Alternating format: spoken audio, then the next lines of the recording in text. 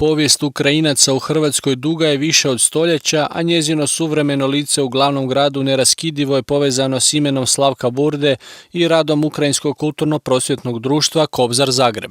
Ukrajinsko kulturno-prosvjetno društvo Kobzar je osnovano prije 53 godine, znači 1972. godine.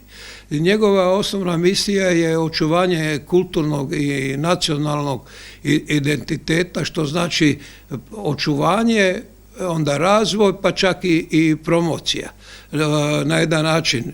On inače u svom radu, kroz rad svojih sekcija, njegove kulturno stvaralaštvo ukrajinske nacionalne manjine, gdje također ostvaruje ciljeve iz kulturne autonomije, a to je da ima informiranje, da ima svoje izdavaštvo, da ima svoje te kulturne sekcije iz kulturnog amaterizma i da se bavi i tim održavanjem kulturnih manifestacija i kulturnih priredbi. Ukrajinska nacionalna manjina u Hrvatskoj, iako brojčano mala, čini neizostavan dio društvenog i kulturnog tkiva Republike Hrvatske.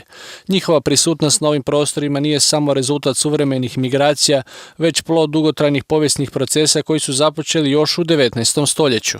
Pored države koja organizira školstvo i druge vidove u zaštiti nacionalnih manjina kao i očuvanje kulturnih spomenika ili otvaranje knjižnica, on ima tu svoju organizaciju koja kroz tu organizacioni rad tijekom niza godina ostvaruje na očuvanju, kao što sam rekao, i nacionalnog kulturnog identiteta, s tim da, recimo, pored toga i znamo da postoji još i crkva gdje se zadovoljavaju duhovne potrebe tih pripadnika ukrajinske nacionalne manjine. Kroz povijest su Ukrajinci u Hrvatskoj uspjeli očuvati svoj specifični identitet, jezik i običaje.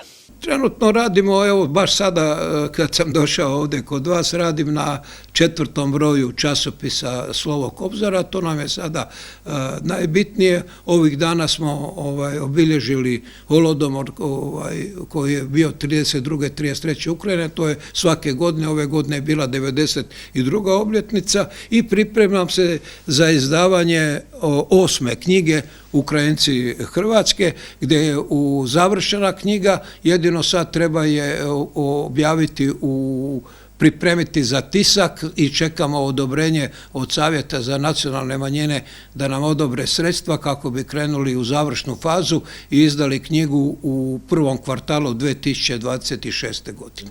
Osvrnuo se na blagdanske pripreme pripadnika ukrajinske nacionalne manjine u Hrvatskoj. Imamo okupljanja, a ta okupljanja su uglavnom oko crkve Ćirila i Metoda na Gornjem gradu, gdje su naši ljudi najviše okupljaju uoči tih praznika. Ukrajinski advent, on je na jedan način specifičan i to imamo ga, recimo moramo znati da ima jedan dio ovaj zapadni i ovaj istočni.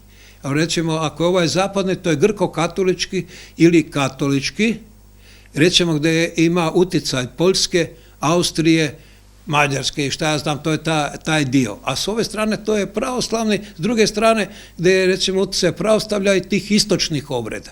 Razlikuje se i po kalendaru. Bio je do sada, razlikovalo se po kalendaru, bio je taj julijanski, gregorijanski kalendar i onda su, recimo, mi znamo da mi ovdje imamo po gregorijanskom kalendaru, a oni su slavili po julijanskom. Znači njima je Božić, nama je 24. a njima je 6. Recimo, to su te jedne razlike. Druge običaji su što kod Ukrajinaca ono počinje božićni post. Dok se Ukrajinsko kulturno-prosvjetno društvo Kobzar Zagreb priprema za nove izazove u 2026. godini, njihova misija ostaje nepromijenjena, biti čuvarima baštine koja nadilazi granice. Kroz pjesmu koledara Miris tradicionalnih jela i zajedništva u Zagrebu, Slavko Burda i članovi ukrajinske zajednice dokazuju da se identitet najbolje čuva dijeljenjem s drugima.